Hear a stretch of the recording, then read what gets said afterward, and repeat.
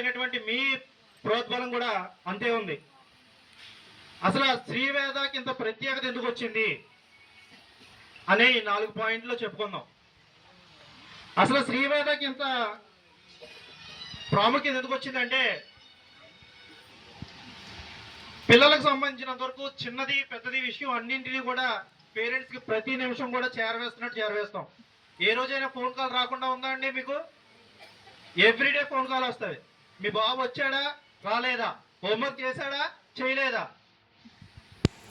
సరే, అదేవిధంగా సంస్కృతి సంప్రదాయాల పట్ల కూడా ప్రత్యేకమైన శ్రద్ధ వహించడం జరుగుతుంది.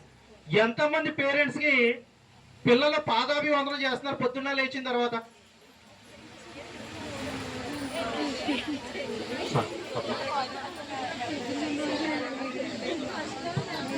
సో అంటే మన సంస్కృతి సంప్రదాయాలతో పాటు పెద్దల్ని గౌరవించాలి అనేది కూడా మీకు చెప్పడం జరుగుతుంది. వాడు ఒక్కరోజైనా సరే పాదాభివందనం చేయకపోతే ఎందుకు చేయలేదని మీరు అడగండి. ఇక్కడ మేము రోజు చెప్తున్నాం, తల్లికి మించిన దైవం లేదు. ఆవిడ పాదాలకి నమస్కారం చేసుకుంటే తల్లిదండ్రుల పాదాలకి ముల్లోకాలు చేసినట్టే. వాడు వేరే గుడికి వెళ్ళి అక్కర్లా, వాడు పుణ్యం అంతా ఇక్కడే కూడగొట్టుకుంటాడు. సో తల్లిదండ్రులకి పాదాభివందనం చేయమని చెప్పేసి ప్రతిరోజు చెప్పడం జరుగుతుంది మేము. అదేవిధంగా మనం తీసుకునే ఫీజులతో సంబంధం లేకుండా కార్పొరేట్ స్థాయిలో ఎప్పటికప్పుడు నూతన పద్ధతులను అవలంబిస్తూ మీ పిల్లలకి చదువు చెప్పడం జరుగుతుంది. డిజిటల్ క్లాసులు ప్రత్యేకంగా మనం పెట్టాం.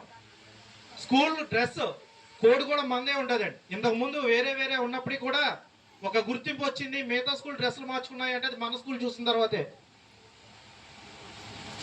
మీకు తెలియదు కాదు, ఇతర 9 సంవత్సరాలు పూర్తి చేసుకొని 10వ సంవత్సరంలో అడుగు పెడుతున్నాం కాబట్టి మీ యొక్క అనుభవాలను కూడా మాకు చెప్తే దాని ప్రకారం నెక్స్ట్ ఇయర్ మేము ఏం చేయాలి, ఏం పెట్టాలి పిల్లలకి అనేది అన్ని కూడా ఆలోచించి మీ పిల్లల కోసమే మీరు ఖర్చు పెట్టే ప్రతి రూపాయి కూడా మీ పిల్లల కోసమే ఉపయోగించడం జరుగుతుంది. మీరిచ్చే రూపాయి ఏది కూడా నాకు పూర్తిగా జోబీలోకి రాదు. ఇక్కడ ఊళ్ళో ఏదో చిన్న మంచి పేరు ఉంది, ఆ మంచి పేరు నిలబెట్టుకోవడం కోసం మాత్రమే నా తాపత్రయం. సో మీరు ఇచ్చే 5,000 రూపాయల్లో నాకు వచ్చే ₹1 కూడా మీకు తెలుసు. ఇక్కడ ఈ పిల్లలకి నేను ఎంతలా ఖర్చు పెడుతున్నానో, ఎన్ని ఎక్విప్మెంట్ పెడుతున్నానో, ఎంతమంది ఫ్యాకల్టీని పెడుతున్నానో, క్వాలిఫైడ్ టీచర్స్ పెడుతున్నానో అన్నీ మీకు తెలుసు. సో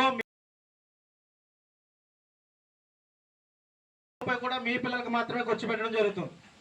కాబట్టి మీ ఒపీనియన్ కూడా మాకు ఇచ్చినట్టయితే దానికి అనుగుణంగా నెక్స్ట్ ఇయర్ నేను ఇంకా మంచి ఫ్యాకల్టీని మంచి ఎక్విప్మెంట్ని పెట్టి మీ పిల్లలు చక్కటి చదువు అందించాలని కోరుకుంటున్నాను. సో మీలో ఎవరైనా మాట్లాడతారంటే మీకు ఒక అవకాశం ఇస్తున్నాను, మాట్లాడచ్చు. గిఫ్ట్లు ఇవే కాదండి, ఇంకా పేరెంట్స్ ఉన్నారు, ఎక్కువ 2-3 ఉన్నాయి.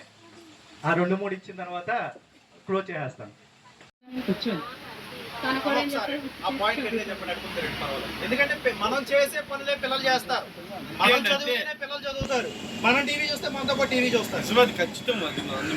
మా అబ్బాయి ఎగ్జామ్స్ రోజున తెల్లవారుజామునే లేచి చదువుతాడండి. వాళ్ళతో పాటు నేను కూడా ఏదో బుక్ తీసుకొని చదవడం వల్ల బాబు కూడా బాగా చదువుతాడండి.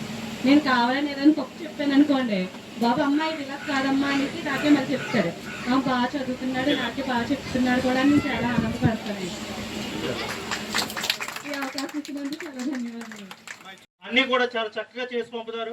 ఈవిడికి హెల్త్ ప్రాబ్లం ఉన్నప్పుడు కూడా పిల్లల పట్ల ప్రత్యేకమైన శ్రద్ధ తీసుకొని రోజు కూడా స్కూల్ నుంచి రాగానే కూడా ఫస్ట్ హోంవర్క్ చేసేస్తారండి. హోంవర్క్ చేసేసి శుభ్రంగా ఆడుకోవడానికి అయితే వెళ్తారు. మళ్ళీ కూడా భోజనం చేసి 7 అయినప్పుడు భోజనం చేస్తారు. 9 అయినప్పటికల్లా కంపల్సరీ పడుకోబెడతాను. మేము టీవీ చూస్తే